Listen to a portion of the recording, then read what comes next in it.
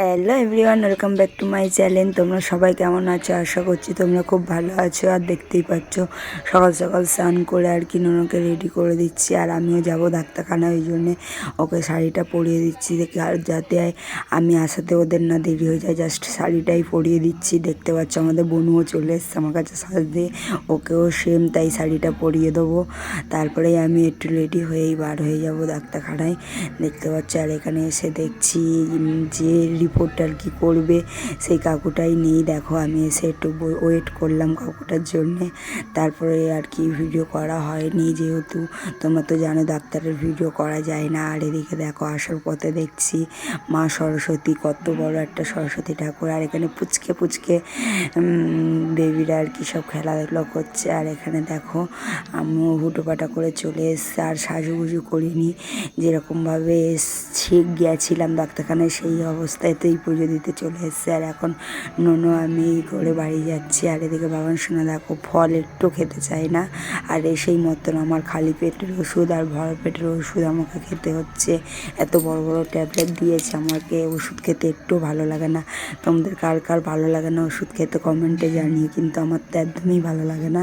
এসে তারপরে একটু কিছু খেয়ে নোনোকে আর কি সাজিয়ে দিচ্ছি। চলো দেখো ওর সাজাটা কেমন হচ্ছে।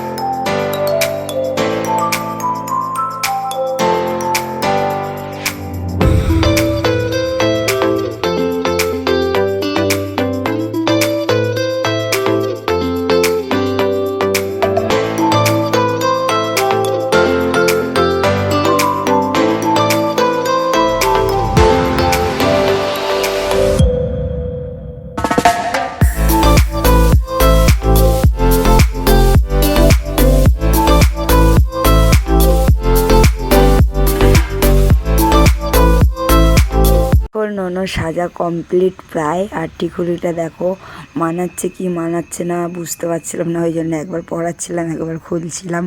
কেমন লাগছে তোমরা কমেন্টে জানিও আমার নোনোকে ভালো লাগছে কি না।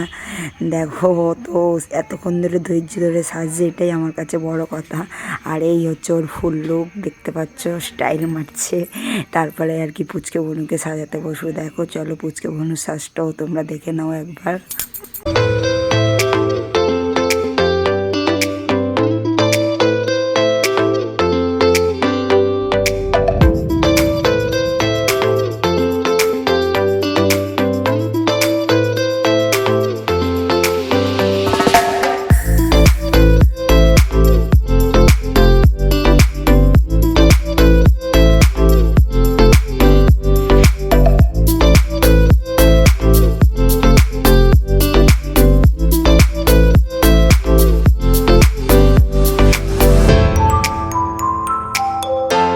যেমন পারি তেমনভাবে আর কি সাজিয়েছি, দেখতে পাচ্ছ। আর তো মাথায় একদম চুল চুটকে চুটকে দেখতে পাচ্ছ, ক্লিপ আটকাচ্ছে, ক্লিপে আটকাচ্ছে না, খুলে চলে আসছে। ওই জন্যে আমি আর কি ভালো করে আর কি ক্লিপ দিয়ে ফের ডবল করে আর কি সাজিয়ে দিলাম।